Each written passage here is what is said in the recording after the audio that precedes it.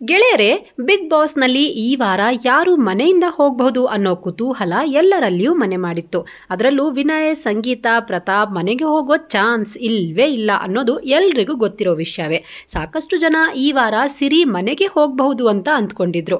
ಆದರೆ ಕಡೇ ಕ್ಷಣದಲ್ಲಿ ಆಗಿದ್ದೇ ಬೇರೆ. ಶನಿವಾರದ ಎಪಿಸೋಡಲ್ಲಿ ಕಿಚ್ಚ ಸಿರಿಯವರ ಬಳಿ ಮನೆಯ ಸದಸ್ಯರು ರೂಲ್ಸ್ ಫಾಲೋ ಮಾಡ್ತಾರಾ ಇಲ್ವಾ ಅಂತ ನೋಡ್ಕೊಳ್ಳೋ ಜವಾಬ್ದಾರಿನ ನಿಮಗೆ ಕೊಡ್ತಾ ಇದ್ದೀನಿ. ರೂಲ್ಸ್ ಬ್ರೇಕ್ ಮಾಡಿದವರಿಗೆ ನೀವು ಶಿಕ್ಷೆಯನ್ನ ಕೊಡಬಹುದು. ಒಂದ್ ವೇಳೆ ನೀವು ಮನೆಯಲ್ಲಿ ಸೇವ್ ಆದ್ರೆ ಮಾತ್ರ ಈ ಪವರ್ ಇರುತ್ತೆ ಅಂತ ಹೇಳಿದ್ರು. ಹೀಗಾಗಿ ಸಿರಿ ಮನೆಗೆ ಹೋಗೋದಿಲ್ಲ ಅನ್ನೋ ಸುಳಿವು ಸಿಕ್ಕಿತ್ತು. ಆದ್ರೆ ಈ ವಾರ ಡೇಂಜರ್ ಝೋನ್ ನಲ್ಲಿ ಮೈಕಲ್, ಸಿರಿ ಹಾಗೂ ಪವಿ ಪೂವಪ್ಪ ಕಾಣಿಸಿಕೊಂಡ್ರು.